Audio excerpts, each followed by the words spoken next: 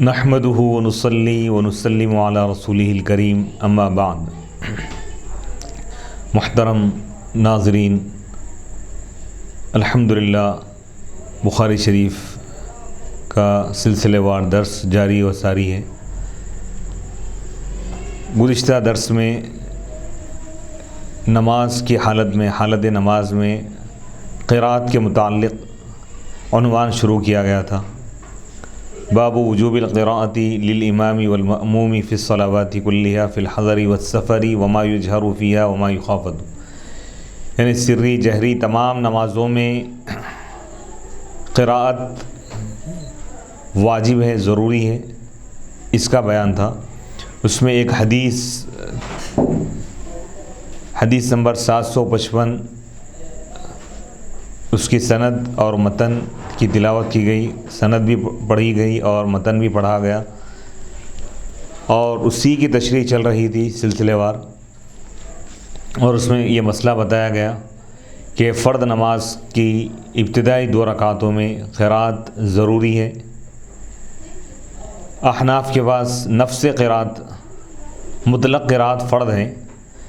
البتہ سورہ فاتحہ واجب ہے، اس کے ساتھ کوئی اور سورہ یا چند آیتیں پڑھنا یہ بھی واجب ہے۔ ہر فرد نماز کی ابتدائی 2 رکعتیں یہ قراءت کے لیے متعین ہیں، یعنی ابتدائی 2 رکعتوں میں قراءت کی جائے گی۔ بعد کی جو 2 رکعتیں ہیں یا 1 رکعت، جیسا کہ مغرب کی نماز میں 2 رکعتوں کے بعد تیسری رکعت جو ایک ہی رکعت ہے آخری رکعت میں، اور باقی کی نمازوں میں جیسا کہ ظہر، عصر اور عشاء، اس میں بعد والی 2 رکعتوں میں قراءت مستحب ہے، واجب نہیں ہے۔ یعنی ہر فرد نماز کی ابتدائی رکعتوں میں قراءت واجب ہے، بعد کی رکعتوں میں 2 رکعت کے بعد جو رکعتیں ہیں اس میں قراءت واجب نہیں ہے۔ اس کے متعلق احادیث ہم آج پیش کریں گے۔ نماز کی پہلی 2 رکعت میں قراءت کے وجوب اور دوسری 2 رکعت میں قراءت کے استحباب کے متعلق آثار، یعنی نماز کی پہلی 2 رکعتوں میں، فرض نمازوں کی پہلی 2 رکعتوں میں قراءت واجب ہے، اور دوسری رکعتوں میں، باقی کے دوسری 2 رکعتوں میں یا 1 رکعت میں قراءت مستحب ہے۔ اس کے متعلق کئی احادیث موجود ہیں، آثار موجود ہیں۔ ابھی جو حدیث گزری ہے، حدیث نمبر 755، اس حدیث میں حضرت سعد رضی اللہ تعالیٰ عنہ نے فرمایا، میں بعد کی 2 رکعتوں میں تخفیف کرتا ہوں۔ اس کے معنی ہے میں ان میں قرآن نہیں پڑھتا، جیسا کہ صحیح البخاری، بخاری شریف حدیث نمبر 770 میں اس کی تصریح وضاحت موجود ہے۔ یا اس کا یہ مطلب ہے کہ ان میں صرف سورہ فاتحہ پڑھتے تھے یا تسبیح پڑھتے تھے۔ علامہ ابن سیرین بیان کرتے ہیں کہ مجھے یہ خبر دی گئی ہے کہ حضرت عبداللہ بن مسعود رضی اللہ تعالیٰ عنہ ظہر اور عصر کی پہلی 2 رکعتوں میں سورہ فاتحہ پڑھتے، اور جتنا قرآن آسانی سے پڑھ سکے، اور بعد کی 2 رکعتوں میں سورہ فاتحہ پڑھتے تھے۔ مصنف ابن ابی شیبہ حدیث نمبر 3722۔ شعبی بیان کرتے ہیں کہ حضرت عمر نے شریح کی طرف لکھا، شریح کو خط لکھا اور فرمایا کہ پہلی 2 رکعتوں میں سورہ فاتحہ اور کوئی سورت پڑھی جائے، اور آخری 2 رکعتوں میں سورہ فاتحہ پڑھی جائے۔ مصنف ابن ابی شیبہ حدیث نمبر 3723۔ یحییٰ ابن ابی کثیر بیان کرتے ہیں کہ حضرت ابو الدرداء رضی اللہ تعالیٰ عنہ یہ کہتے تھے کہ ظہر اور عصر کی پہلی 2 رکعت میں سورہ فاتحہ اور کوئی سورت پڑھو، کوئی اور سورہ پڑھو، اور آخری 2 رکعتوں میں سورہ فاتحہ پڑھو، اور مغرب کی آخری رکعت میں اور عشاء کی آخری 2 رکعتوں میں سورہ فاتحہ پڑھو۔ محمد بیان کرتے ہیں کہ حضرت عائشہ رضی اللہ تعالیٰ عنہ دن کی نمازوں میں سورہ فاتحہ کوئی اور سورت کی تلاوت فرماتے تھے، اور آخری رکعتوں میں سورہ فاتحہ کی آپ تلاوت فرماتی۔ ابو اسحاق بیان کرتے ہیں کہ حضرت علی اور حضرت عبداللہ بن مسعود رضی اللہ تعالیٰ عنہما نے فرمایا، پہلی 2 رکعتوں میں قرآن پڑھو اور دوسری 2 رکعتوں میں تسبیح پڑھو۔ حارث بیان کرتے ہیں کہ حضرت علی رضی اللہ تعالیٰ عنہ پہلی 2 رکعات میں قرآن پڑھتے تھے اور بعد کی 2 رکعتوں میں تسبیح پڑھتے تھے۔ ابن الاسود نے کہا پہلی 2 رکعتوں میں سورہ فاتحہ اور کوئی سورت پڑھی جائے اور آخری 2 رکعتوں میں تسبیح اور تکبیر کو پڑھا جائے۔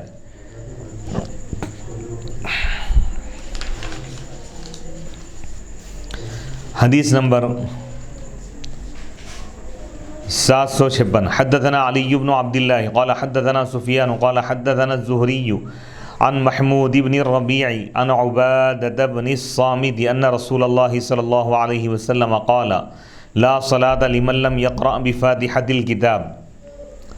حضرت عبادہ بن صامت رضی اللہ تعالیٰ عنہ سے روایت ہے کہ اللہ کے رسول علیہ الصلوۃ نے ارشاد فرمایا اس شخص کی نماز نہیں جو سورہ فاتحہ نہ پڑھے، جو کتاب کی یعنی قرآن کی فاتحہ نہ پڑھے، قرآن کی جو سورہ فاتحہ نہ پڑھے نماز میں، اس کے لیے نماز ہی نہیں ہے۔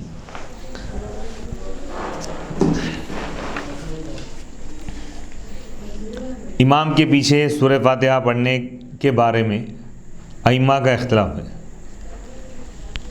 تو بعض ائمہ اس حدیث کی روشنی میں بعض لوگ یہ کہتے ہیں کہ سورہ فاتحہ پڑھنا فرض ہے، چاہے امام ہو یا مقتدی ہو، مقتدی کے لیے بھی پڑھنا ضروری ہوتا ہے۔ لیکن احناف کے پاس کیا ہے، امام کے پیچھے اگر کوئی ہے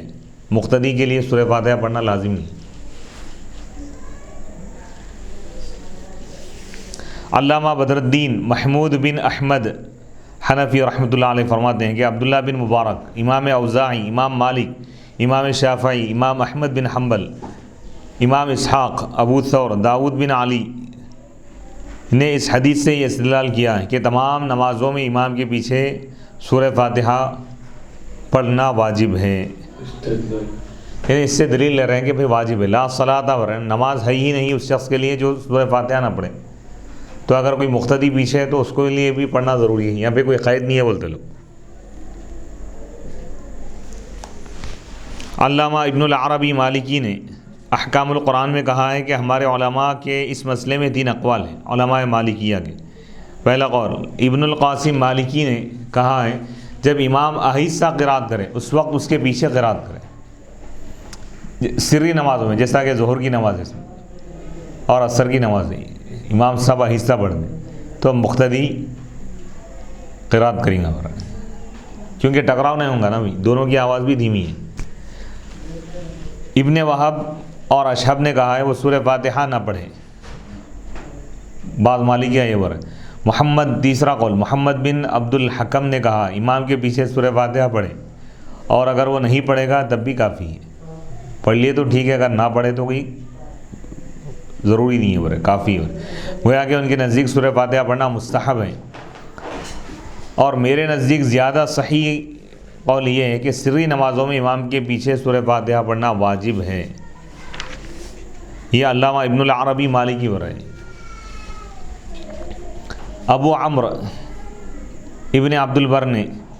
اپنی کتاب تمہید میں کہا ہے کہ اس مسئلے میں امام مالک کا قول مختلف نہیں ہے کہ جو شخص 2 رکعت کی نماز میں سے کسی ایک رکعت میں سورہ فاتحہ پڑھنا بھول جائے تو اس کی نماز باطل ہو جائے گی، اور جو شخص 3 رکعت نماز یا 4 رکعت نماز کی کسی ایک رکعت میں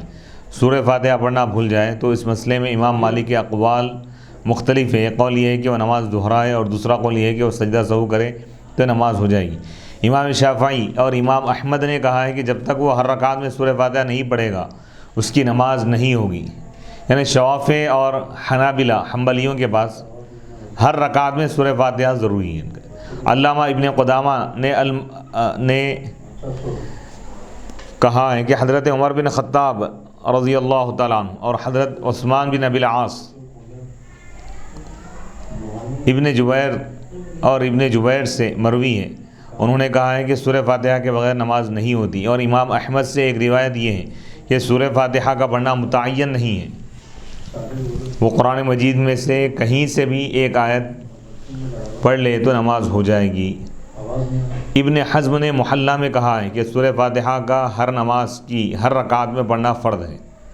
خواہ امام ہو یا مقتدی ہو، اس میں فرض اور نفل دونوں برابر ہیں۔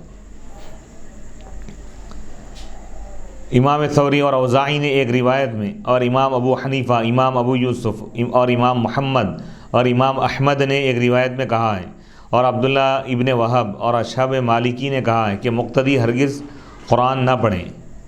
نہ سورہ فاتحہ نہ کوئی اور سورت کو کسی نماز میں، اور یہی ابن المسیب اور تابعین کی ایک جماعت کا قول ہے، اور فقہائے حجاز اور شام نے کہا ہے کہ جہری نمازوں میں،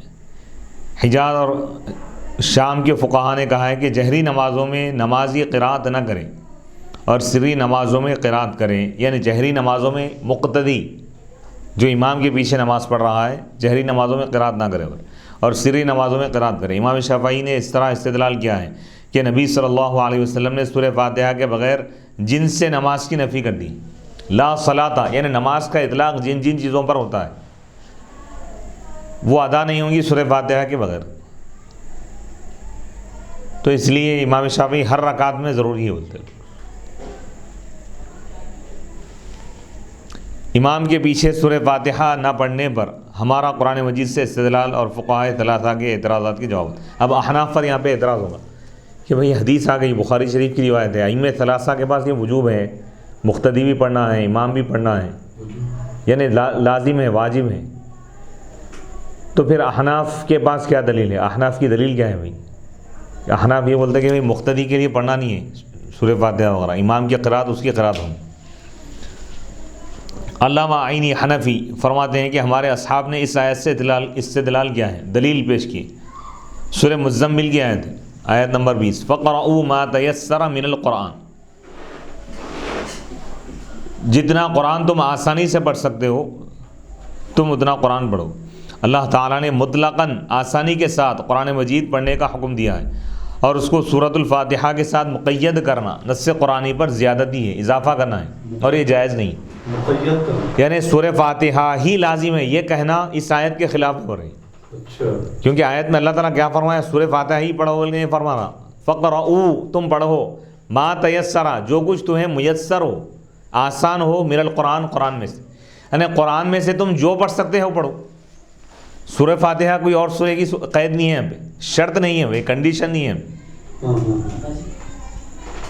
تو یہ فقہ الحدیث ہے، حدیث یعنی فقہائے احناف قرآن اور حدیث دونوں میں تطبیق پیدا کرتے ہیں اور اس طرح عمل کرتے ہیں کہ نہ قرآن میں ٹکراؤ ہوگا نہ حدیث میں۔ تو یہ آیت مبارکہ احناف کی دلیل ہے، کیونکہ اللہ تعالیٰ نے مطلقاً آسانی کے ساتھ قرآن مجید پڑھنے کا حکم فرمایا ہے، حکم دیا ہے، اور اس کو سورۃ الفاتحہ کے ساتھ مقید کرنا، نص قرآنی پر اضافہ کرنا ہے گویا کہ، اور یہ جائز نہیں ہے، کیونکہ یہ قرآن مجید کے عموم کو منسوخ کرتا ہے، یعنی قرآن مجید کی آیت عام ہے، بس جس کم سے کم آیت پر قرآن مجید کا اطلاق ہو اس کو پڑھنا فرض ہے، یعنی مطلق قرآن کی کوئی بھی آیت پڑھنا یہ فرض نہیں، کیونکہ قرآن مجید پڑھنے کا حکم دیا گیا ہے اور نماز کے علاوہ قرآن مجید پڑھنا فرض نہیں ہے، بس متعین ہو گیا ہے کہ اس آیت میں نماز میں قرآن مجید پڑھنے کا حکم دیا گیا ہے۔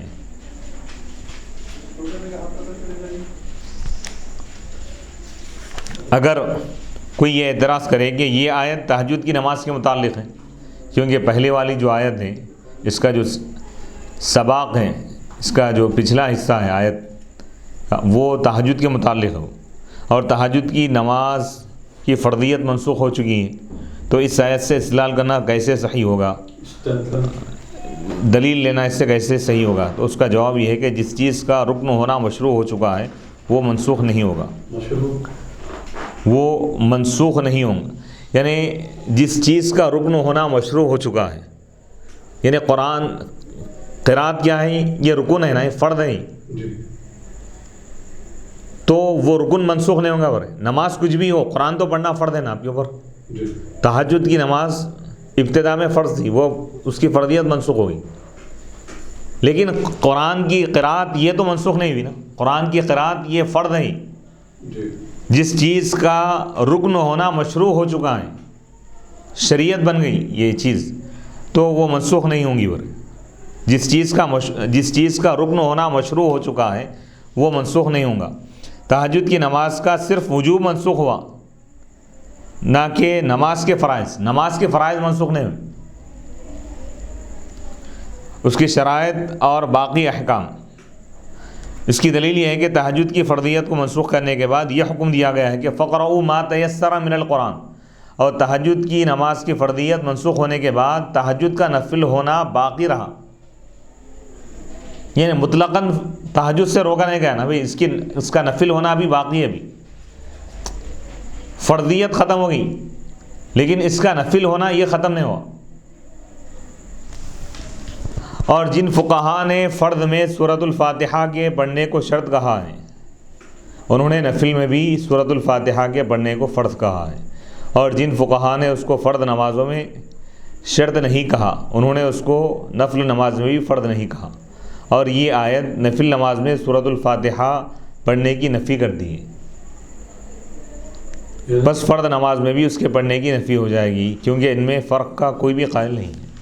تھوڑی دیر کے لیے اگر اس آیت کو آپ تہجد کے متعلق مان لیے جی کہ تہجد کی نماز میں اللہ تعالیٰ یہ حکم دے رہا ہے کہ تم جو پڑھ سکتے ہو پڑھو، تو سورہ فاتحہ کا تو اس میں ذکر ہی نہیں ہے، سورہ فاتحہ فرض نہیں ہے، یعنی نفل نماز میں اللہ تعالیٰ یہ حکم دیا کہ بھئی تہجد میں تم کوئی بھی سورہ پڑھ سکتے ہو، سورہ فاتحہ فرض نہیں ہے تمہارے، تو یہ سورہ فاتحہ کا پڑھنا فرض نہیں ہے جس میں نفل میں، تو یہ فرض نمازوں میں بھی فرض نہیں رہیں گے۔ احناف یہ بول رہے ہیں کہ بھئی سورہ فاتحہ پڑھنا فرض نہیں ہے، نہ فرض نمازوں میں نہ نفل نمازوں میں، تو اس کی دلیل میں یہ آیت لا رہے ہیں، تو وہ لوگ یہ بول رہے ہیں، دوسرے ائمہ اور دوسرے مذاہب کے لوگ یہ بول رہے ہیں کہ بھئی یہ تو تہجد کے متعلق نفل کے بارے میں، یہ تو ہم یہ بول رہے ہیں کہ بھئی نفل میں جو حکم ہے فرض نمازوں میں بھی وہی حکم ہوگا قرات کا۔ نفل نماز میں سورہ فاتحہ پڑھنا فرض نہیں، قرآن کی آیت سے ثابت ہو گیا، تو سورہ فاتحہ پڑھنا فرض نہیں ہوگا فرض نمازوں میں بھی۔ سبحان اللہ سبحان اللہ، آئے ہائے ہائے۔ تو یہ اہم توجیہ ہے احناف کی، فقرؤوا ما تیسر من القرآن، جی تو اللہ تعالیٰ یہاں پہ سورہ فاتحہ کا ذکر نہیں فرمایا یہاں پہ، تو لہذا سورہ فاتحہ پڑھنا فرض نہیں ہے، واجب ہے ہمارے پاس۔ اگر کوئی یہ اعتراض کرے کہ اس آیت میں لفظ ما مجمل ہے، بھائی ما تیسرہ بولے نا، جو میسر ہو، کیا میسر ہو، تو یہ اجمال ہے، مجمل ہے اس کی، اور حدیث سے اس کی تفصیل اور تعیین ہو گئی ہے، یعنی حدیث میں آ گیا بھائی کیا پڑھنا ہے، سورہ فاتحہ کا ذکر ہے ہو رہے لوگ، اور وہ سورہ فاتحہ کو پڑھنا ہے۔ اس کا جواب یہ ہے کہ اگر یہ آیت مجمل ہوتی، اگر یہ آیت مجمل ہوتی تو بیان سے پہلے اس پر عمل کرنا جائز نہ ہوتا، جبکہ ایسا نہیں ہے۔ مجمل ہوتے ہوئے مجمل کا مطلب مختصر، بھائی تفصیل بیان نہیں کرے اس میں۔ جی قرآن پڑھو، یعنی قرآن میں کیا پڑھنا اس کی تفصیل بیان نہیں کی گئی آیت۔ جی اگر یہ آیت مجمل ہوتی تو بیان سے پہلے اس پر عمل کرنا جائز نہ ہوتا، جبکہ ایسا نہیں ہے۔ در حقیقت اس آیت میں لفظ ما عام ہے، احناف یہ بولیں گے یہ لفظ عام ہے، جو بھی تم قرآن پڑھ سکتے ہو پڑھو، سبحان اللہ سبحان، اور ہمارے نزدیک عام کو خاص پر محمول نہیں کیا جا سکتا۔ ایک لفظ عام آ گیا تو اس کو آپ خاص نہیں کر سکتے۔ اللہ تعالیٰ جب عام بات فرما رہا ہے کہ تم قرآن میں سے جو چاہے پڑھ لو، ما تیسر، جو بھی تمہارے لیے میسر ہو، جو تمہارے لیے میسر ہو وہ قرآن پڑھ لو، تو اب اس میں ہم خاص نہیں کر سکتے کہ صرف سورہ فاتحہ ہی پڑھنا، اگر یہ بولیں گے تو خاص کرے جیسا ہوتا ہے۔ جی اگر کوئی یہ اعتراض کرے کہ یہ حدیث مشہور ہے لا صلاۃ لمن لم یقرأ بفاتحۃ الکتاب والی حدیث، اور علماء امت نے اس کو قبول کیا ہے، اور حدیث مشہور سے قرآن پر اضافہ کرنا جائز ہے، تو اس کا جواب یہ ہے کہ ہم یہ تسلیم نہیں کرتے کہ یہ حدیث مشہور ہے، کیونکہ حدیث مشہور وہ ہوتی ہے جس کو فقہاء تابعین نے قبول کیا ہو، اور فقہاء تابعین کا اس مسئلے میں اختلاف رہا ہے، اور اگر ہم یہ تسلیم کر لیں کہ یہ حدیث مشہور ہے تو حدیث مشہور کے ساتھ قرآن مجید پر اضافہ کرنا اس وقت جائز ہوتا ہے جب وہ حدیث محکم ہو، اور یہ حدیث محکم نہیں ہے۔ اس حدیث کا قطعی طور پر یہ معنی نہیں ہے کہ سورۃ الفاتحہ کے بغیر نماز جائز نہیں ہے، کیونکہ اس حدیث کے معنی یہ بھی ہو سکتے ہیں کہ سورہ فاتحہ کے بغیر نماز کامل نہیں ہوتی، جیسا کہ درجہ ذیل حدیث کے یہ معنی بیان کیے جاتے ہیں۔ بعض جگہ جو نفی کی جاتی ہے کمال کی نفی ہوتی، نفس شے کی نفی نہیں ہوتی، نماز ہی نہیں ہوتی یہ مطلب نہیں ہے، نماز کامل نہیں ہوتی۔ جی جیسے وضو کے متعلق بولتے ہیں کہ بھئی جیسا جو اللہ کا نام نہ لے اس کا وضو ہی نہیں ہوگا، بسم اللہ نہ پڑھے، وضو نہیں ہو رہا، کیا وضو تو ہو جا رہا لیکن کامل نہیں ہو رہا کیونکہ سنت چھوٹ رہی ہے۔ حضرت ابو ہریرہ رضی اللہ تعالیٰ عنہ بیان کرتے ہیں کہ اللہ کے رسول علیہ الصلوۃ والسلام نے فرمایا مسجد کے پڑوسی کی نماز مسجد کے سوا نہیں ہوتی، یعنی جو مسجد کے پڑوس میں مسجد میں نہیں پڑھ رہا ہوں تو اس کی نماز نہیں ہوتی، بلکہ نماز ہوتی ہی نہیں، نماز تو ہو جاتی لیکن کامل نہیں ہوتی۔ کوئی اگر گھر میں نماز پڑھ لیا، اب جیسے کوئی ایسے حالات آ گئے، کرفیو کا ماحول ہے، مسجد کے بازو اگر کسی کا گھر ہے، اگر وہ گھر میں نماز پڑھا ہے تو کیا نماز نہیں ہوگی؟ کبھی ایسے حالات آئے تھے کہ پوری امت مسجد تک پہنچ نہیں سکتی، حالات ایسے ہیں یا کرفیو کا ماحول، تو کیا پوری امت کی نماز نہیں ہوگی جو لوگ گھروں میں نماز پڑھ رہے ہیں؟ تو یہاں پر کمال کی نفی ہو رہی ہے، یعنی نماز کامل نہیں ہوتی۔ تو سورہ فاتحہ کے بارے میں جو کہا گیا، اللہ کے رسول نے جو فرمایا جو سورہ فاتحہ نہ پڑھے اس کی نماز نہیں ہوتی، کیا مطلب؟ نماز تو ہو جاتی لیکن کامل نہیں ہوتی۔ اس حدیث کی یہ بھی تعویل کی جاتی ہے کہ مسجد کے پڑوسی کی نماز مسجد کے بغیر کامل نہیں ہوتی۔ فقہائے احناف نے امام کے پیچھے سورۃ الفاتحہ نہ پڑھنے پر اس حدیث سے بھی استدلال کیا ہے۔ حضرت جابر بن عبداللہ رضی اللہ تعالیٰ عنہ بیان کرتے ہیں کہ اللہ کے رسول علیہ الصلوۃ والسلام نے فرمایا جس شخص کا امام ہو تو اس کی قرات اس شخص کی قرات ہے، یعنی مقتدی کی قرات، امام کی قرات مقتدی کی قرات ہوں گی، امام کا پڑھنا مقتدی کا پڑھنا ہے۔ یہ روایت سنن ابن ماجہ میں ہے، حدیث نمبر 850، سنن دارقطنی میں ہے، شرح معانی الاثار میں، مصنف ابن ابی شیبہ میں، مجموع الزوائد میں، کنز العمال میں، سنن بیہقی میں۔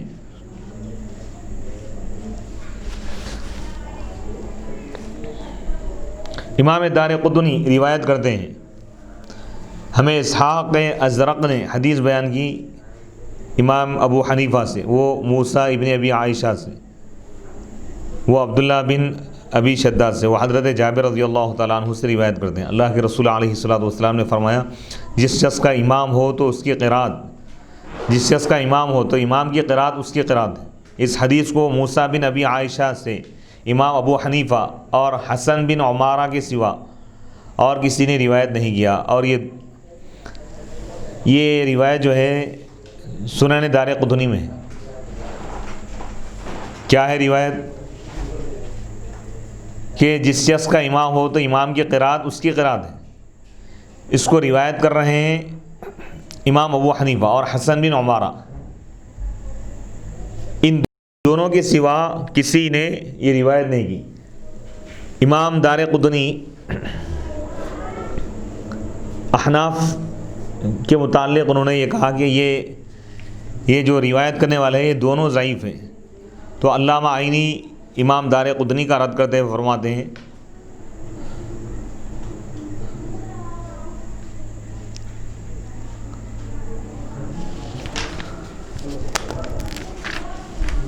یعنی امام دارقطنی نے امام ابو حنیفہ اور حسن بن عمارہ دونوں کو انہوں نے ضعیف قرار دیا ہے۔ تو اس کا جواب دیتے ہوئے علامہ عینی فرماتے ہیں کہ اگر دارقطنی میں ادب ہوتا اور وہ صاحب ادب ہوتے تو امام ابو حنیفہ، امام اعظم ابو حنیفہ رحمۃ اللہ علیہ کے متعلق ایسے الفاظ نہ کہتے، کیونکہ وہ اہل مشرق اور اہل مغرب کے امام ہیں۔ یحییٰ ابن معین نے کہا وہ ثقہ مأمون ہے، میں نے کسی سے نہیں سنا کہ اس نے ان کو ضعیف کہا ہو۔ شعبہ نے کہا وہ اہل دین میں ثقہ اور صادق ہے۔ عبداللہ بن مبارک اور دیگر ائمہ نے ان کی تحسین کی ہے۔ امام مالک، امام شافعی اور امام احمد سے ان کے محامد و مناقب منقول ہیں۔ یہ دارقطنی کا تعصب ہے جو انہوں نے امام اعظم ابو حنیفہ رحمۃ اللہ علیہ کو ضعیف کہا ہے۔ در حقیقت دارقطنی خود ضعیف کہلانے کے مستحق ہے۔ انہوں نے اپنی سنن میں ایسی احادیث روایت کی ہے جن کے اسانید سقیمہ، ضعیفہ، معلولہ، منکرہ اور غریبہ اور موضوعہ ہیں۔ یہ قول ہے علامہ بدر الدین عینی رحمۃ اللہ علیہ نے امام اعظم ابو حنیفہ رحمۃ اللہ علیہ کی طرف سے امام دارقطنی کا انہوں نے جواب دیا۔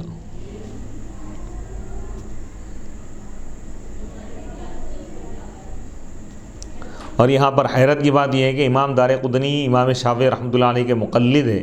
اور امام شافعی رحمۃ اللہ علیہ امام اعظم ابو حنیفہ رحمۃ اللہ علیہ کے متعلق فرماتے ہیں کہ تمام لوگ فقہ میں ابو حنیفہ رحمۃ اللہ علیہ کے محتاج ہیں۔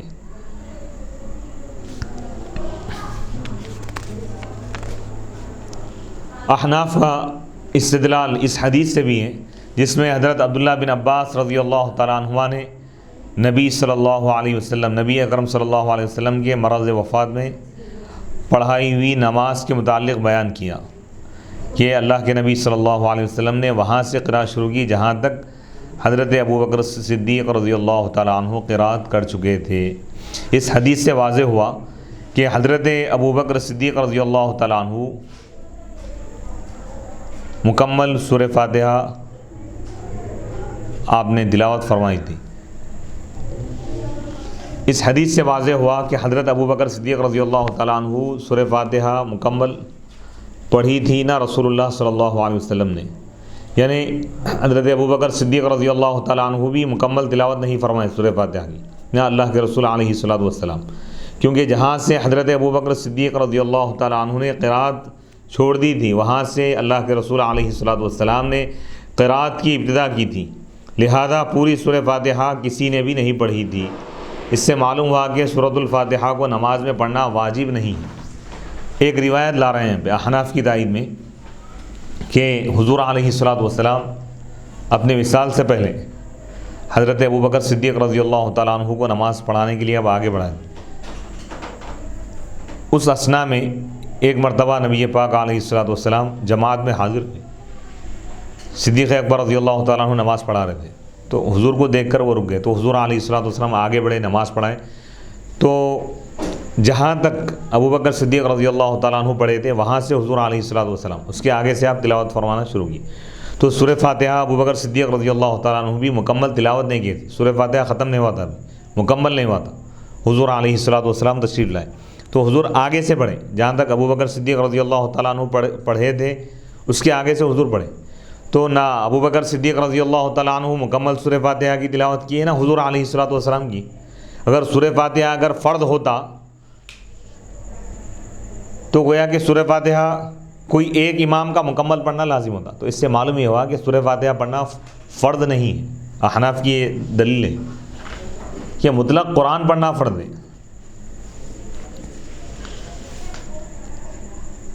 امام کے پیچھے قراءت ترک کرنے کے متعلق احادیث آثار، یعنی احناف کا جو مذہب ہے، جو مسلک ہے، یہ ہے کہ مقتدی امام کے پیچھے جب نماز پڑھ رہا ہے تو وہ قرآن کی تلاوت نہیں کرے گا، امام کا پڑھنا مقتدی کا پڑھنا۔ تو اب احناف کے دلائل کیا ہے؟ اکثر لوگ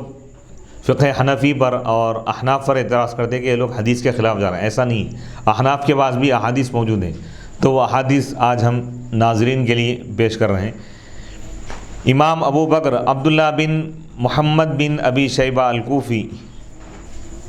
اور امام عبدالرزاق رحمۃ اللہ علیہما روایت کرتے ہیں کہ حضرت ابو ہریرہ رضی اللہ تعالیٰ عنہ بیان کرتے ہیں کہ اللہ کے رسول علیہ الصلوۃ والسلام نے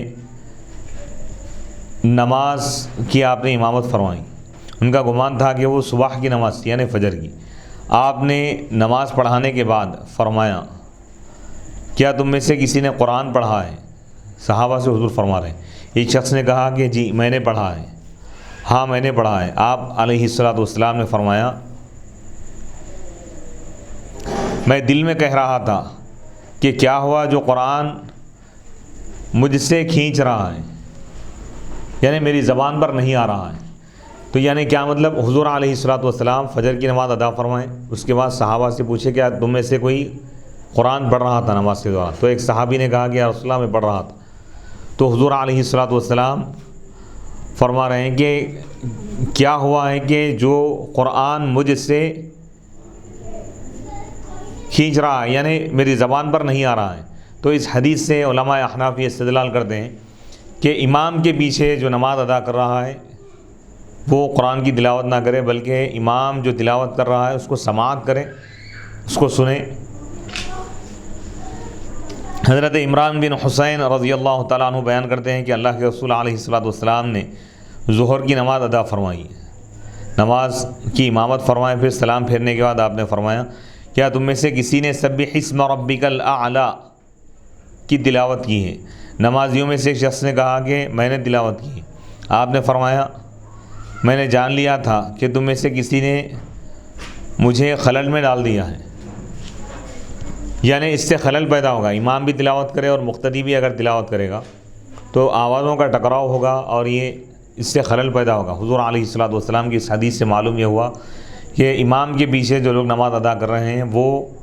قرات نہیں کریں گے، وہ لوگ قرآن وغیرہ نہیں پڑھیں گے، بلکہ امام کا پڑھنا ان کا پڑھنا ہے۔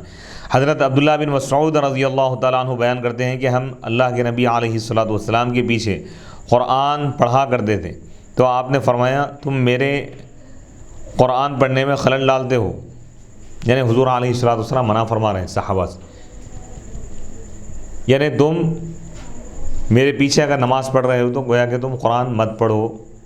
اس کا یہ مطلب ہے۔ حضرت عبداللہ بن شداد رضی اللہ تعالیٰ عنہ بیان کرتے ہیں کہ اللہ کے رسول علیہ الصلاۃ والسلام نے فرمایا جس شخص کا امام ہو تو امام کی قرات اس شخص کی قرات۔ یہ روایت مصنف ابن ابی شیبہ میں ہے، حدیث نمبر 3779، مصنف عبد الرزاق میں بھی ہے، حدیث نمبر 2800۔ ابو وائل بیان کرتے ہیں کہ ایک شخص نے حضرت عبداللہ بن مسعود رضی اللہ تعالیٰ عنہ سے سوال کیا آیا میں امام کے پیچھے قرآن پڑھوں، یعنی کیا میں امام کے پیچھے قرآن پڑھ سکتا ہوں؟ تو حضرت عبداللہ بن مسعود رضی اللہ تعالیٰ عنہ نے فرمایا نماز میں مشغولیت ہے، مصروفیت ہے، اور تمہاری قرات کے لیے امام کافی ہے، یعنی پہلے سے امام قرات اگر کر رہا ہے تو وہ خود جب مصروف ہے تو مزید تم قرات مت کرو بلکہ اس کی قرات کو سنو۔ جیسے قرآن مجید کی آیت سے بھی ہم کو معلوم ہوتا ہے کہ اللہ تعالیٰ قرآن میں فرما رہا ہے وَإِذَا قُرِئَ الْقُرْآنُ،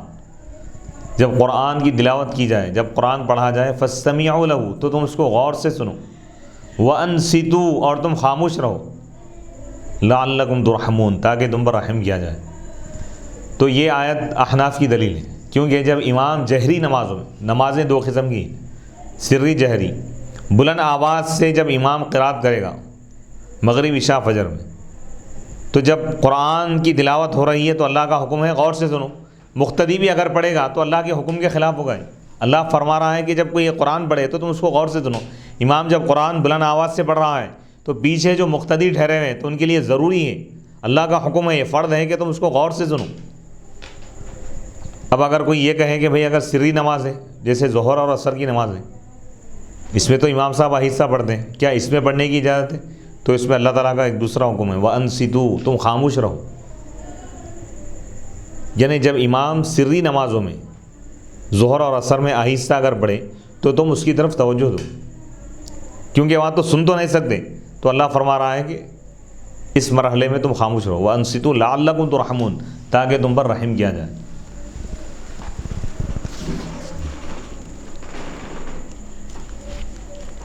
حضرت علی رضی اللہ تعالیٰ عنہ نے فرمایا جس شخص نے امام کے پیچھے قرآن پڑھا اس نے فطرت سے خطا کی،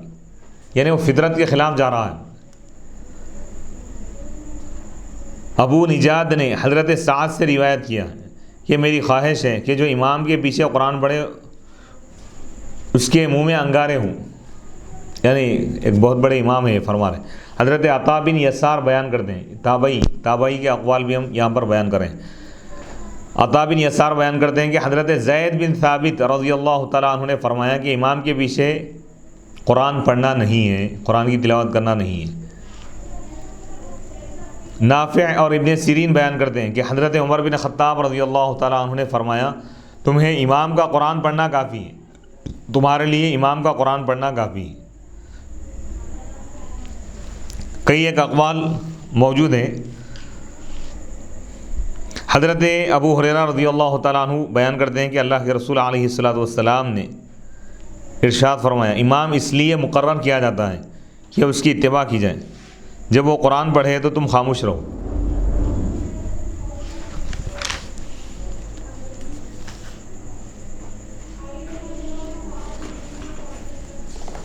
اور ایک دلیل احناف کی یہ ہے کہ اگر سورہ فاتحہ، جیسا کہ دیگر ائمہ یہ کہہ رہے ہیں کہ مقتدی کے لیے بھی سورہ فاتحہ پڑھنا فرض ہے، لازم ہے۔ یہ ایک فقہی مسئلہ ہے کہ اگر فرض چھوٹ جائے تو نماز نہیں ہوتی، واجب اگر چھوٹ جائے، سجدہ سہو اگر کر لیں تو پھر بھی نماز ادا ہو جاتی ہے۔ تو احناف یہ کہتے ہیں کہ جیسے اگر کوئی شخص نماز شروع ہونے کے بعد، جماعت ٹھہرنے کے بعد اگر اس وقت آئے جب امام رکوع میں اگر ہو اور وہ شخص نماز میں اگر شامل ہو جائے اور اس کو رکوع مل گیا، وہ تلاوت کے دوران موجود نہیں تھا نماز میں، تلاوت کے ختم ہونے کے بعد امام صاحب کے رکوع میں جانے کے بعد اگر وہ نماز میں شامل ہوا ہے اور اس کو رکوع مل گیا ہے، تو تمام ائمہ یہ کہتے ہیں کہ اس کی وہ رکعت ہو گئی۔ احناف کی دلیل یہ ہے، احناف یہ کہتے ہیں کہ اگر سورہ فاتحہ پڑھنا اگر فرض ہوتا، جیسے اگر کوئی شخص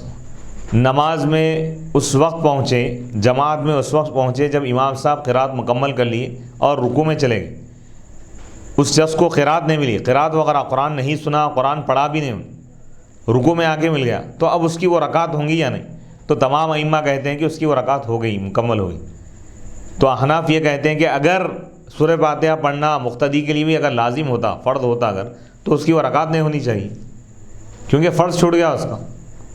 تو اس سے معلوم یہ ہوا کہ احناف کی جو دلیل ہے وہ مضبوط ہے، کیونکہ امام کا پڑھنا مقتدی کا پڑھنا ہے، امام پڑھ لیا گویا کہ مقتدی بھی پڑھ لیا۔ سبحان اللہ سبحان اللہ۔ حدیث نمبر 757، حدثنا محمد بن بشار قال حدثنا يحيى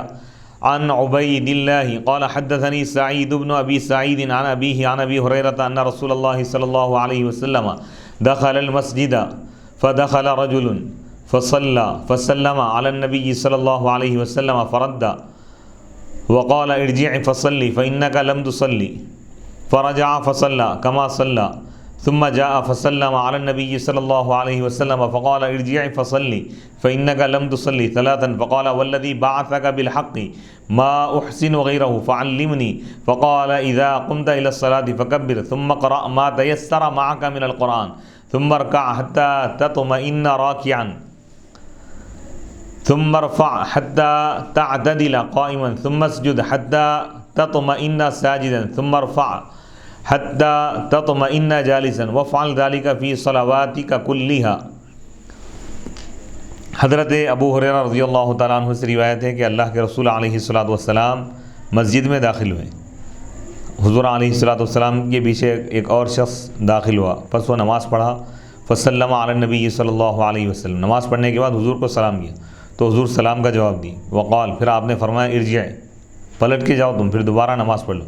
فإنک لم تصلی، کیونکہ تم نماز نہیں پڑھے۔ تو وہ شخص پلٹ کر واپس گیا، پھر نماز پڑھا جیسا وہ پہلے نماز پڑھا تھا، پھر آیا، پھر حضور کو سلام کیا، پھر حضور ارشاد فرمایا ارجع، واپس جاؤ اور نماز پڑھو کیونکہ تم نماز نہیں پڑھے، ایسا 3 مرتبہ فرمایا۔ تو تیسری مرتبہ کے بعد وہ شخص حضور کی بارگاہ میں آ کے عرض کیا، والذی بعثک، قسم ہے اس ذات کی جس نے آپ کو حق کے ساتھ بھیجا ہے، یعنی اللہ کی قسم، ما احسن غیرہ، اس طریقے سے بہتر طریقہ میں نہیں جانتا، یعنی ایسے ہی پڑھنے آتا میرے، فعلمنی، بس آپ مجھ کو سکھا دیجیے۔ تو آپ نے فرمایا جب تم نماز کے لیے ٹھہرو تو تم تکبیر کہو، اللہ اکبر کہو، پھر تم قرآن کی تلاوت کرو، فقرأ ما، ثم اقرأ، تم پڑھو، ما تیسر معک، جو تمہارے ساتھ قرآن موجود ہے، جو تم پڑھ سکتے ہیں، جو تم کو یاد ہے اتنا پڑھو، پھر تم رکوع کرو، حتیٰ یہاں تک کہ تم مطمئن ہو جاؤ رکوع کی حالت، یعنی اطمینان کے ساتھ رکوع ادا کرو، تعدیل ارکان، پھر تم رکوع سے سر اٹھاؤ یہاں تک کہ تم اچھی طرح ٹھہر جاؤ۔ پھر آپ فرماتے ہیں پھر تم سجدہ کرو یہاں تک کہ تم اچھی طرح سجدہ کرو، اطمینان کے ساتھ سجدہ کرو، پھر تم سجدے سے سر اٹھاؤ یہاں تک کہ تم جلسے میں اچھی طرح بیٹھ جاؤ، یعنی سجدے سے سر اٹھانے کے بعد جو بیٹھتے ہیں، اور تم اپنی تمام نمازوں میں اسی طریقے سے تم اپنے طریقے کو جاری رکھو، یعنی اطمینان کے ساتھ۔ اس حدیث کا مقصد یہ ہے کہ تعدیل ارکان کے ساتھ، رکوع سے سر مکمل نہیں اٹھایا کہ سجدے میں جا رہا ہے، سجدے سے سر یوں نہیں اٹھایا، ایسا، یعنی تعدیل ارکان ضروری ہے، اس حدیث کا یہ مقصد ہے۔ تعدیل ارکان کا مطلب یعنی ارکان کو اچھی طرح ادا کرنا، پورے خشوع خضوع کے ساتھ، اطمینان کے ساتھ۔ علامہ بدر الدین محمود بن احمد آئینی حنفی رحمۃ اللہ علیہ فرماتے ہیں کہ نبی صلی اللہ علیہ وسلم نے پہلے اس اعرابی کے سلام کا جواب دیا، بعد میں اس کو نماز کی تعلیم دی۔ اس سے معلوم ہوا کہ سلام کا جواب دینا واجب ہے، اور جو چیز زیادہ اہم ہو اس کو مقدم کیا جائے۔ آپ نے فرمایا لوٹ جاؤ بس نماز پڑھو کیونکہ تم نے نماز نہیں پڑھی۔ قاضی عیاض مالکی رحمۃ اللہ علیہ نے اس حدیث کی شرح میں کہا ہے جو شخص علم نہ ہونے کی وجہ سے غلط طریقے سے نماز پڑھے اس کی نماز صحیح نہیں ہوتی۔ علامہ عینی فرماتے ہیں بلکہ نبی صلی اللہ علیہ وسلم کے ارشاد کے معنی یہ ہے کہ اس کی نماز کامل نہیں ہوئی۔ نبی صلی اللہ علیہ وسلم نے اس اعرابی کی پڑھی ہوئی نماز کو نماز فرمایا، اس سے معلوم ہوا کہ آپ کی مراد یہ تھی کہ اس کی نماز کامل نہیں ہوئی۔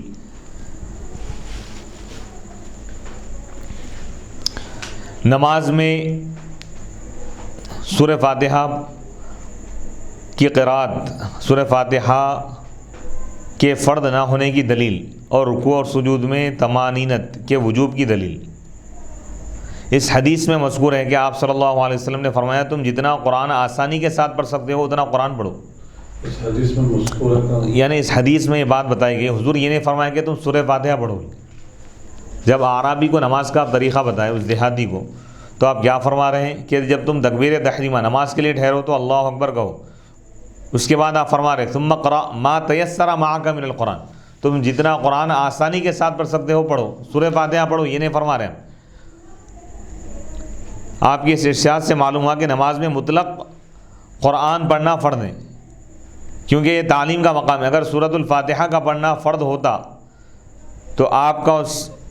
آپ اس کا بھی ذکر کر دیتے۔ بس اس حدیث میں یہ واضح دلیل ہے کہ نماز میں سورہ فاتحہ کا پڑھنا فرض نہیں ہے۔ اس حدیث میں آپ صلی اللہ علیہ وسلم نے رکوع اور سجود دونوں میں اطمینان سے رکوع کرنے اور اطمینان سے سجدہ کرنے کا ذکر فرمایا ہے۔ اس سے معلوم ہوا کہ رکوع اور سجود دونوں میں اطمینان کو اختیار کرنا یہ واجب ہے۔ رکوع اور سجود سجدہ اچھی طرح، یعنی اطمینان سے رکوع کرنا، اطمینان کو اختیار کرنا، سجدہ کرنا فرض ہے، رکوع کرنا فرض ہے، لیکن اس میں اطمینان کو اختیار کرنا یہ کیا ہے؟ یہ واجب ہے برائے۔ لیکن مفتی صاحب سجدے کو سجود کیوں کہا گیا؟ رکوع اور سجود جو کہا گیا نا، تو عربی میں دو لفظ بھی استعمال کرتے ہیں، سجدتن بھی بولتے ہیں، سجود بھی بولتے ہیں۔ سجدہ یسجد سجودن، سجود بھی مصدر آتا ہے اور سجدتن کا لفظ بھی استعمال ہوتا ہے۔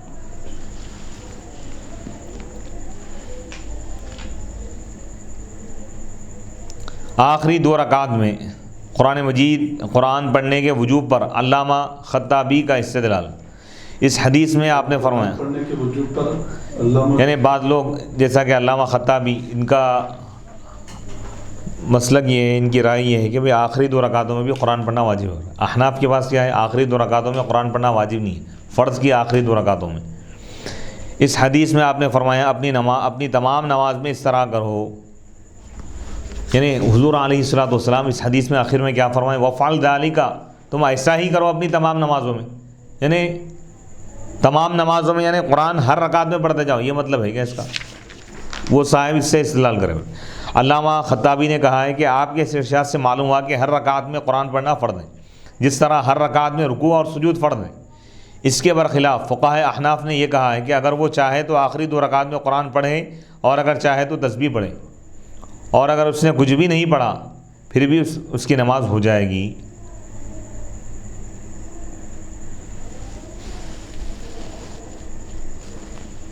آخر کے دو رکعت فرض کی آخری دو رکعت میں قرآن مجید پڑھنے کا واجب نہ ہونا، آخری دو رکعتوں میں قرآن پڑھنا واجب نہیں ہے، اس کی دلیل دے رہے ہیں۔ علامہ عینی حنفی نے اس کے جواب میں فرمایا اگر ہم یہ مان لیں کہ اس حدیث میں یہ دلیل ہے کہ ہر رکعت میں قرآن پڑھنا واجب ہے، تو دوسری حدیث میں یہ دلیل ہے کہ پہلی دو رکعت کی قرأت ہی کے بعد کی دو رکعت کی قرأت واجب ہے، کیونکہ حضرت جابر بن،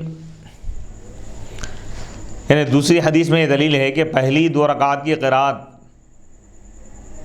ہی بعد کی دو رکعت کی قرأت ہے۔ کیا مطلب؟ یعنی ابتدائی دو رکعتوں میں جو قرآن پڑھ رہے ہیں یہ بعد میں دو رکعت جو ہے نا اس کے لیے کافی ہے۔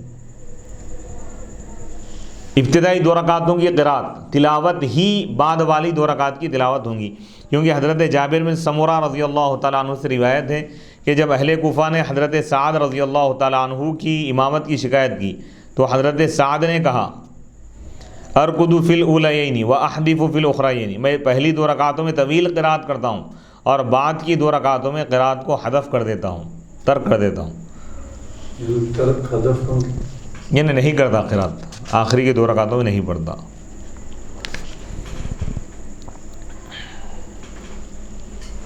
حضرت علی اور حضرت عبداللہ بن مسعود رضی اللہ تعالیٰ عنہما نے فرمایا پہلی 2 رکعتوں میں قرآن پڑھو اور بعد کی 2 رکعتوں میں تسبیح پڑھو۔ اسی طرح حضرت عائشہ رضی اللہ تعالیٰ عنہا سے بھی مروی ہے۔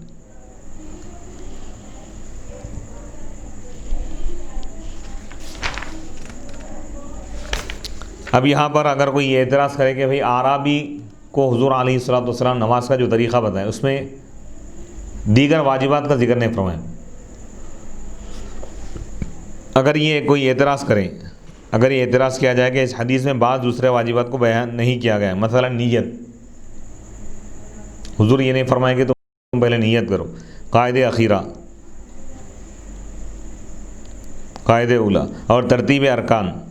اسی طرح بعض وہ افعال جن کے وجوب میں اختلاف ہے جیسے تشہد اخیر، نبی صلی اللہ علیہ وسلم پر درود اور لفظ سلام کے ساتھ نماز کو ختم کرنا۔ اس کا جواب یہ ہے کہ ہو سکتا ہے کہ یہ تمام افعال اس اعرابی کو معلوم ہو، اسی لیے آپ نے ان کو بیان نہیں فرمایا، اور یہ بھی ہو سکتا ہے کہ نبی صلی اللہ علیہ وسلم نے ان اشیاء کا ذکر کیا ہو لیکن راوی نے اختصار کی وجہ سے ان کو چھوڑ دیا ہو، یعنی جو اہم بات ہوتی ہے اس کو روایتوں میں راوی بیان کرتے ہیں، یعنی کیونکہ وہ شخص، وہ اعرابی تعدیل ارکان کو اچھی طرح ادا نہیں کر رہا تھا، جلدی جلدی نماز ادا کر رہا تھا، تو اس پہلو پر زیادہ توجہ دی گئی۔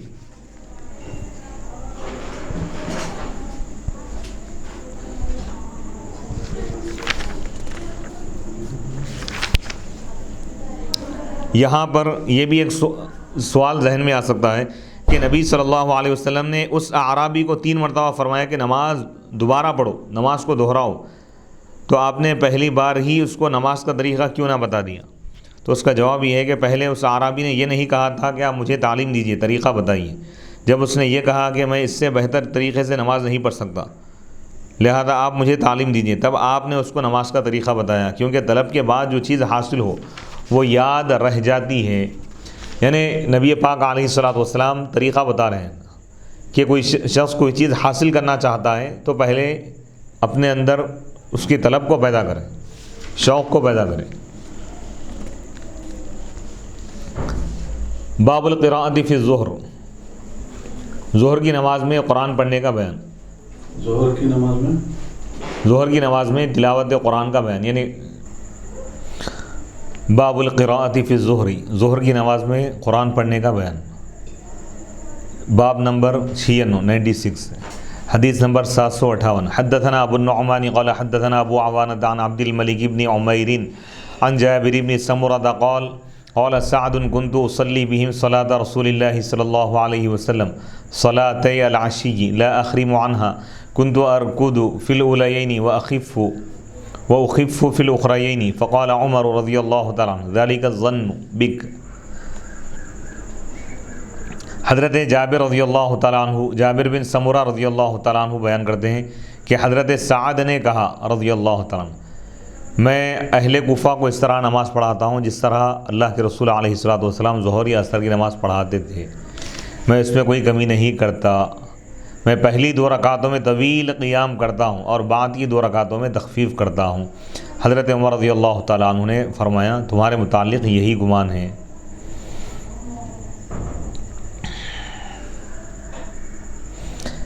اس حدیث میں حضرت سعد رضی اللہ تعالیٰ عنہ نے جو یہ فرمایا کہ بعد کی 2 رکعتوں میں تخفیف کرتا ہوں، اس کے معنی یہ ہے کہ بعد کی 2 رکعتوں میں قرآن نہیں پڑھتا، یا صرف سورہ فاتحہ پڑھتا ہوں، یا صرف تسبیح پڑھتا ہوں۔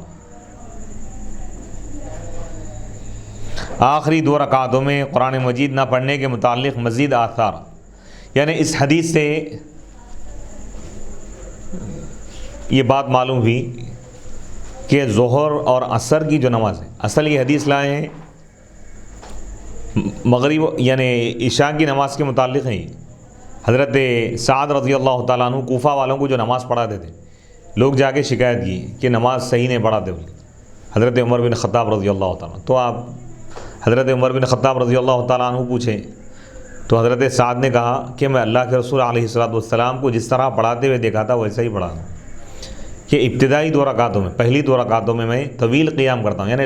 بہت دیر تک ٹھہر کر قرآن پڑھتا ہوں، قرآن کی تلاوت کرتا ہوں. اس کے بعد والی رکعتوں کو میں مختصر کرتا ہوں.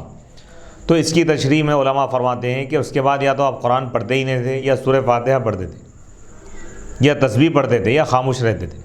تو یہ تو حدیث در حقیقت عشاء کی نماز کے متعلق ہے، لیکن اسی سے امام بخاری رحمۃ اللہ علیہ استدلال کر رہے ہیں کہ ظہر کی نماز میں بھی اسی طرح قرات پڑھی ہوئی. کیوں؟ کیونکہ ظہر کی نماز میں اور عصر کی نماز میں بھی ابتدائی 2 رکعتیں تھوڑی طویل ہوں گی، اس کے بعد والی 2 رکعتیں یعنی ہلکی ہوں گی، مختصر ہوں گی. آخری 2 رکعتوں میں قرآن مجید نہ پڑھنے کے متعلق آثار اور احادیث لا رہے ہیں کہ امام محمد بن حسن الشیبانی رحمۃ اللہ علیہ اپنی سند کے ساتھ روایت کرتے ہیں. علقمہ بن قیس بیان کرتے ہیں کہ حضرت عبداللہ بن مسعود رضی اللہ تعالیٰ عنہ جہری اور سری نمازوں میں امام کے پیچھے قرآن نہیں پڑھتے تھے، پہلی 2 رکعت میں اور نہ آخری 2 رکعت میں. اور جب تنہا نماز پڑھتے تو پہلی 2 رکعتوں میں سورہ فاتحہ اور کوئی سورت پڑھتے، اور آخری 2 رکعتوں میں بالکل قرآن نہ پڑھتے تھے. قاضی ابو یوسف یعقوب بن ابراہیم انصاری رحمۃ اللہ علیہ اپنی سند کے ساتھ روایت کرتے ہیں. ابراہیم بیان کرتے ہیں کہ حضرت عبداللہ بن مسعود رضی اللہ تعالیٰ عنہ کے اصحاب پہلی 2 رکعتوں میں سورہ فاتحہ اور اس کے ساتھ کچھ قرآن مجید پڑھتے تھے، اور آخری 2 رکعتوں میں بالکل قرآن نہیں پڑھتے تھے. کتاب الآثار، امام ابو یوسف رحمۃ اللہ علیہ کی کتاب الآثار میں یہ روایت موجود ہے، صفحہ نمبر 110. حدیث نمبر 759. حدثنا ابو نعیم قال حدثنا شیبان عن یحیی عن عبد الله بن ابی قتادة عن ابیہ قال كان النبي صلی اللہ علیہ وسلم يقرأ في الركعتين الأوليين من صلاة الظهر بفاتحة الكتاب وسورتين يطول في الأولى ويقصر في الثانية ويسمع الآية أحيانا وكان يقرأ في العصر بفاتحة الكتاب وسورتين وكان يطول في الأولى وكان يطول في الركعة الأولى من صلاة الصبح ويقصر في الثانية.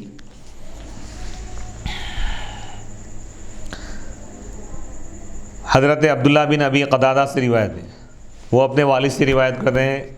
انہوں نے کہا کہ اللہ کے نبی علیہ الصلوۃ والسلام ظہر کی ابتدائی 2 رکعتوں میں سورہ فاتحہ کی تلاوت فرماتے تھے اور کوئی 2 سورہ پڑھتے تھے. یطول فی الاولی، پہلی رکعت میں طویل قرات کرتے ہیں، پہلی رکعت کو طویل کرتے تھے. وہ یقصر فی الثانیہ، دوسری رکعت میں اختصار کو اختیار فرماتے. وہ یسمع الآیۃ، اور کبھی کبھی آپ جو تلاوت فرماتے ہیں وہ آیت ہم سنتے بھی تھے، یعنی وہ آیت کو آپ سناتے بھی تھے. وکانا یقرأ فی العصر، اور آپ عصر کی نماز میں سورہ فاتحہ پڑھتے، کوئی اور 2 سورے پڑھتے. وکانا یطول فی الاولی، پہلی رکعت کو آپ طویل کرتے، پہلی رکعت میں آپ طوالت کو اختیار کرتے، یعنی طویل بہت دیر تک آپ ٹھہرتے پہلی رکعت میں. وکانا یطول فی الرکعۃ الاولی، اور آپ فجر کی پہلی رکعت کو طویل کرتے تھے، لمبی پڑھاتے تھے. وہ یقصر فی الثانیہ، اور دوسری رکعت مختصر پڑھاتے تھے. نماز کی آخری 2 رکعتوں میں پہلی 2 رکعتوں کی نصف قرات پڑھنے کے متعلق احادیث مبارکہ، یعنی نماز کی آخری 2 رکعتوں میں اس کا آدھا پڑھنا ہے جتنا پہلی 2 رکعتوں میں پڑھے. امام ابو جعفر احمد بن محمد الطحاوی رحمۃ اللہ علیہ فرماتے ہیں اس حدیث میں یہ ذکر ہے کہ اللہ کے رسول علیہ الصلوۃ والسلام ظہر کی پہلی رکعت میں دوسری رکعت کی بنسبت زیادہ قرات کرتے تھے. اس مسئلے میں فقہاء کا اختلاف ہے. امام محمد بن حسن کا مذہب اس حدیث کے موافق ہے، اور امام ابو حنیفہ اور امام ابو یوسف کا مذہب یہ ہے کہ ظہر کی پہلی 2 رکعتوں میں قرات برابر ہونی چاہیے، اور اس میں کسی کا اختلاف نہیں ہے. اور اس میں کسی کا اختلاف نہیں ہے کہ فجر کی پہلی رکعت میں دوسری رکعت سے زیادہ قرات ہونی چاہیے. حضرت ابو سعید خدری رضی اللہ تعالیٰ عنہ بیان کرتے ہیں کہ اللہ کے رسول علیہ الصلوۃ والسلام ظہر کی پہلی 2 رکعتوں میں قیام کرتے تھے، اور ہر رکعت میں 3 آیات پڑھنے کی مقدار کے برابر قیام کرتے تھے. یعنی ہر رکعت میں کتنا ٹھہرتے تھے آپ؟ جتنا 3 آیتوں کو پڑھنے کے لیے وقت لگتا ہے. اور آخری 2 رکعتوں میں اس مقدار کی نصف کے برابر قیام کرتے تھے، یعنی 1.5 آیت پڑھنے کے برابر ٹھہرتے تھے۔ ظہر کی پہلی 2 رکعتوں میں سے ہر رکعت میں 3 آیتوں کی تلاوت کے برابر ٹھہرنا ہے، اور بعد کی 2 رکعتوں میں 1.5 آیت اس کے آدھے مقدار ٹھہرنا ہے، اور عصر کی پہلی 2 رکعت میں 15 آیات پڑھنے کی مقدار کے برابر قیام فرماتے تھے، ٹھہرتے تھے، اور آخری 2 رکعت میں اس مقدار کی نصف کے برابر قیام کرتے تھے۔ اس حدیث میں یہ تصریح ہے کہ اللہ کے رسول علیہ الصلوۃ والسلام ظہر اور عصر کی پہلی 2 رکعتوں کے قیام میں برابر قرآن مجید پڑھتے تھے، اور حضرت سعد بن ابی وقاص رضی اللہ تعالیٰ عنہ بھی اسی طرح نماز پڑھتے تھے۔ حضرت جابر بن سمورہ رضی اللہ تعالیٰ عنہ بیان کرتے ہیں کہ حضرت عمر بن خطاب رضی اللہ تعالیٰ عنہ نے حضرت سعد سے کہا، اہل کوفہ نے آپ کی ہر چیز میں شکایت کی، حتیٰ کہ نماز کے بارے میں بھی آپ کی شکایت کی۔ حضرت سعد رضی اللہ تعالیٰ عنہ نے کہا، میں پہلی 2 رکعتوں میں طویل قیام کرتا ہوں، اور آخری 2 رکعتوں میں قرآن مجید کو حذف یعنی ترک کر دیتا ہوں، اور جس چیز میں نے رسول اللہ صلی اللہ علیہ وسلم کی اقتداء کی ہے اس کو ترک نہیں کرتا۔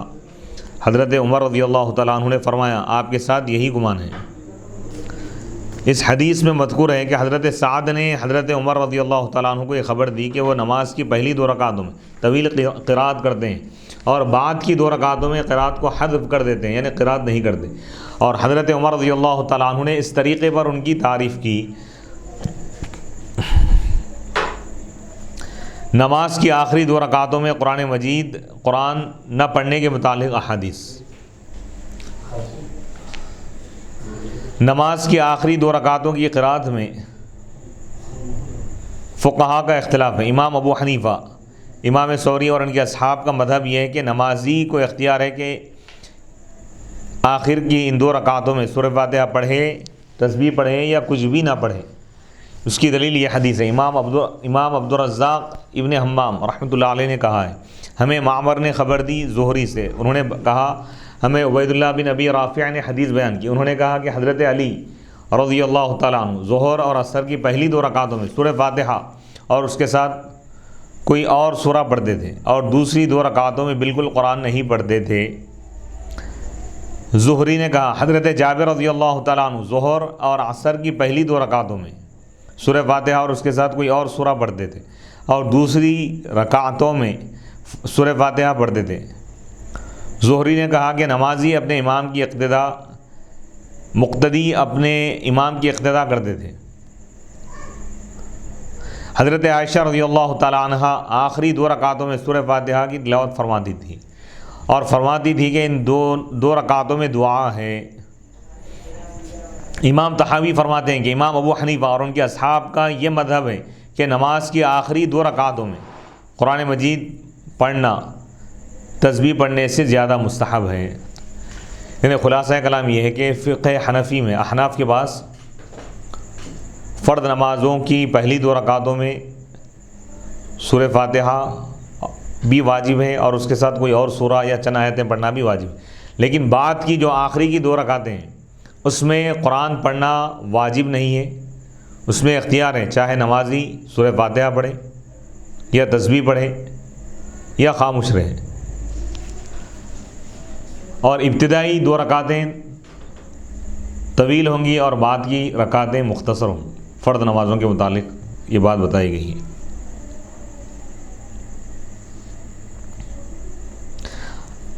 آخری 2 رکعتوں کے متعلق مختلف آثار ہیں، یعنی نماز کی آخری 2 رکعتوں میں کیا پڑھنا چاہیے، اس کے متعلق مختلف آثار ہیں۔ حضرت ابو سعید خدری رضی اللہ تعالیٰ عنہ سے روایت ہے کہ آخری 2 رکعتوں میں پہلی 2 رکعتوں کی نصف قرات ہوتی تھی،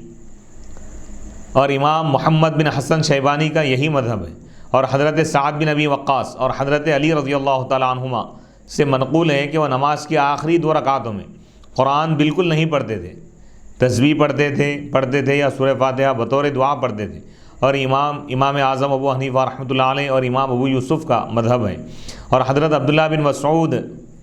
حضرت عمر اور حضرت ابو الدرداء رضی اللہ تعالیٰ عنہم سے مروی ہے کہ وہ نماز کی آخری 2 رکعتوں میں سورہ فاتحہ پڑھتے تھے، اور ائمہ ثلاثہ کا یہی مذہب ہے۔